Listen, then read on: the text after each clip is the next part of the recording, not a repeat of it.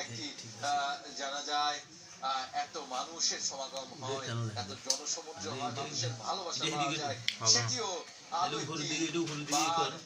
এটাও হবে না, নিচে দুই দিকে আছে। ওরা কি এত বোকা?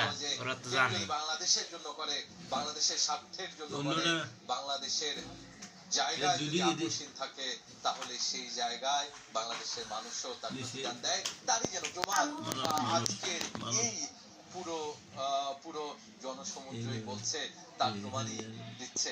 আর এই মুহূর্তে এখানে আমরা দেখতে পাচ্ছি উপদেষ্টা পরিষদের মন্ডলীরা উপস্থিত হচ্ছেন, প্রবেশ করছেন। তার পাশাপাশি আমরা লক্ষ্য করছি এখানে এসে রাজনৈতিক যে ব্যক্তিবর্গ তারা কিন্তু উপস্থিত হয়েছে। এখানে আমরা সিপিবির যে নেতৃবৃন্দ দেখতে পাচ্ছি, তেমনি দেখতে পাচ্ছি বিএনপির সিনিয়র নেতৃবৃন্দ। এছাড়াও আমরা এখানে লক্ষ্য করছি জামায়াতের পক্ষ থেকেও কিন্তু একটি প্রতিনিধি দল আসার কথা রয়েছে। তারাও নিশ্চয়ই কিছুক্ষণের মধ্যে উপস্থিত হবেন এবং আমরা তাদেরকে দেখতে পাবো নিশ্চয়ই। এখান থেকে আমি যতখানি দেখতে পাচ্ছি এই মুহূর্তে দেখতে পাচ্ছি যারা কিনা সামরিক বাহিনীর কর্মকর্তা, ঊর্ধ্বতন কর্মকর্তা রয়েছে, তারা যিনি উপস্থিত হয়েছে। বিদেশি বিভিন্ন মিশনে বাংলাদেশ অবস্থিত যারা বিদেশি কূটনৈতিক আছে তারা এখানে এসে উপস্থিত হয়েছে যারা কিনা রাজনৈতিক ব্যক্তিত্ব তারা, এবং এখানে উপস্থিত হয়েছে যারা বেগম খালেদা জিয়ার পরিবারের সদস্য আছে তারা। এই পুরো সামনের সারিতে তারা কিন্তু জানাজায় অংশগ্রহণ করার সুযোগ পাচ্ছেন। তার পাশাপাশি যারা কিনা ভারত, ভুটান, নেপালের পক্ষ থেকে যে প্রতিনিধিরা এসেছেন বেগম খালেদা জিয়াকে সম্মান জানিয়ে, তারা কিন্তু এই সামনের সারিতে প্রধান উপদেষ্টার সাথে জানাজায় অংশ নেবেন বলেও আমরা জানতে পেরেছি।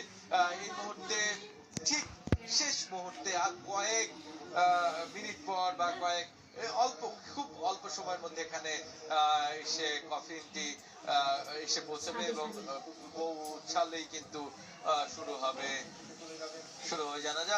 এবং জানাজা নামাজের পূর্বে আমরা জানতে পেরেছি কথা বলবেন তারেক রহমান, তার পুত্র, এবং তার সাথে সাথে পরপরই হয়তোবা কথা বলবেন প্রধান উপদেষ্টা ডক্টর মোহাম্মদ ইউনূস।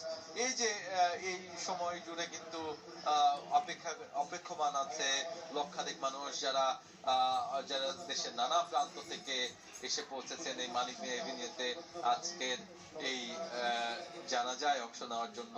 আজকের এই জানাজাকে কেন্দ্র করে যেমনি বিএনপির মানুষ এসেছেন, তেমনি এসেছেন অন্যান্য রাজনৈতিক দলের যারা নেতৃবৃন্দ সদস্য তারা। আমরা তিন বাহিনীর প্রধান কে দেখতে পেলাম কিছুক্ষণ আগে, তারা কিন্তু এসে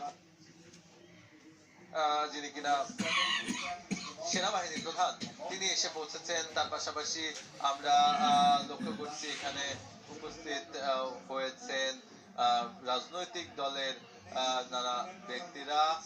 আমরা এই মুহূর্তে লক্ষ্য করছি আরো বেশ কয়েকজন নেতৃবৃন্দ কিন্তু প্রবেশ করছে এই পুরো জায়গা জুড়ে। আর প্রধান উপদেষ্টার যে গাড়ি বহর সেটি কিন্তু বেশ কিছুক্ষণ আগেই আমরা শুনেছি রওনা হয়েছে, আর কিছুক্ষণের মধ্যেই নিশ্চয়ই এখানে এসে পৌঁছাবে।